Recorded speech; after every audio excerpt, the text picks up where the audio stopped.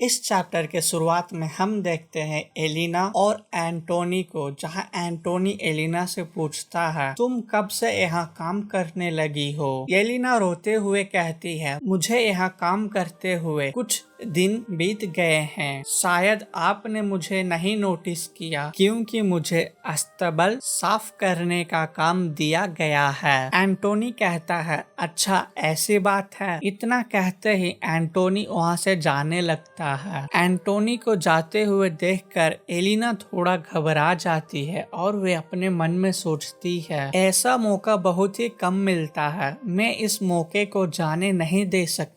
इतना सोचते ही वे तुरंत एंटोनी के पैर पड़ जाती है और उससे कहती है प्लीज आप काउंट बैलेंस से कहिए मुझे रिलीज करने के लिए। मुझे पता है मेरे पिताजी जो कार्य किए हैं वो एक डरपोक का काम है। अगर आप भी मुझे इसी तरह पनिश करेंगे तो मैं कहाँ जाऊंगी। मुझे मेरे पिताजी के हरकतों से कोई लेना देना नहीं था। एंटोनी इतना सुनकर थोड़ा हैरान हो जाता है और वे उससे कहता है कौन था वो जो ललित के ऊपर गलत रूमर डालकर फैला रहा था। क्या तुम मुझे छोड़ोगी? मुझे तुमसे बात नहीं करना है। आगे एलिना रोते हुए कहती है मैं उस टाइम बावरी हो गई थी, मैं अपने विवेक को खो चुकी थी। जो हरकत मैंने की है ललित के साथ उसका सजा मैं भुगत रही हूँ, लेकिन अब और नहीं।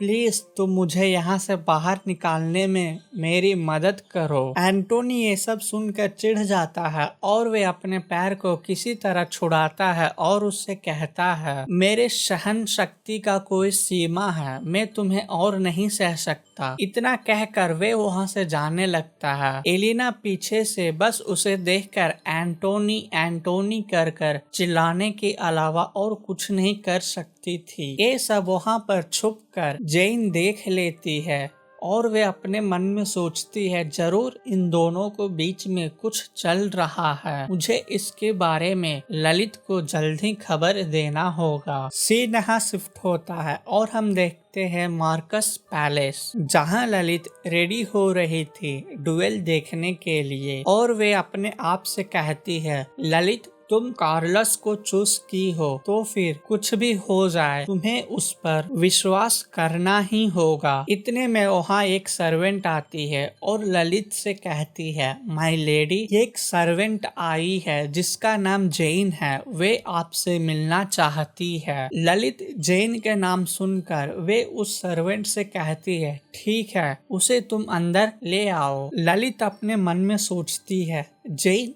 अचानक यहाँ क्या कर रही है। सीन यहाँ चेंज होता है और हम देखते हैं जेन और ललित को जो कि आपस में बात कर रहे होते हैं, जहाँ जेन काउंट पैलेस में हुए हर वो चीज ललित को बता देती है। ये सब सुनकर ललित कहती है क्या एलिना वहाँ सर्वेंट के रूप में काम कर रही है? जेन कहती है हाँ वो वहाँ सर्वेंट के रूप में काम कर रही है और तो और वो मास्टर एंटोनी से मदद भी मांग रही थी, लेकिन एंटोनी उसे सुने बिना रिजेक्ट कर दिए और वे ये कहे कि वे उसकी मदद नहीं करेंगे। ये सुनकर ललित थोड़ा हैरान हो जाती है और वे सोचने लगती है और तरेलिना को अपने पैलेस में बंदी बना के रखा है ताकि वे भागे हुए अंकल विलियम के खिलाफ हथियार के रूप में इस्तेमाल करे। लेकिन एलिना को बंधक बना के रखने में क्या फर्क पड़ेगा।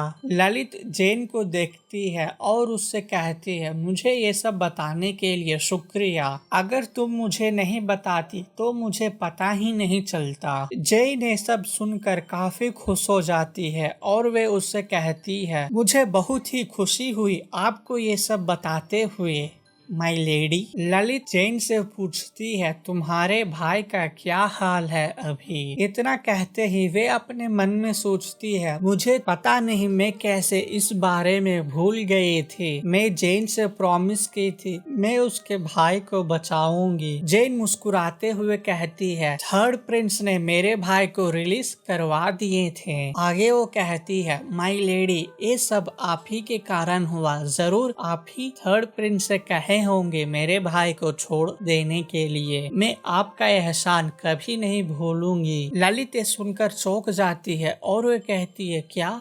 कर्ल ने जेन के भाई को छुड़वाया? सीन यहाँ कट होता है और हम देखते हैं डुएल एरिना, जहां एंटोनी और कर्ल के बीच में तलवारबाजी होने वाला है। ललित मार्कस से कहती है, मुझे माफ करना पिताजी, आते वक्त एक अर्जेंट काम आ गया था जिसके कारण मुझे आने में थोड़ी लेट हो गई। इतना कहते ही ललित मैथ्यू के पास आके बैठती है और उससे कहती है, आपको देखने से लग रहा है आप बहुत ही चिंता में हैं। क्या यहाँ सब चीज ठीक है? मैथ्यू ललित से कहता है, ये डुएल अब एक साधारण डुएल नहीं रहा, अब ये तलवारबाजी ये केज के अंदर होने वाला है। ललित को कुछ समझ में नहीं आता और वे मैथ्यू से पूछती है, केज डुएल आप क्या कहना चाहते हैं? मैथ्यू उसे एरिना की ओर दिखाता है, जहां वो देखती है एक केज के अंदर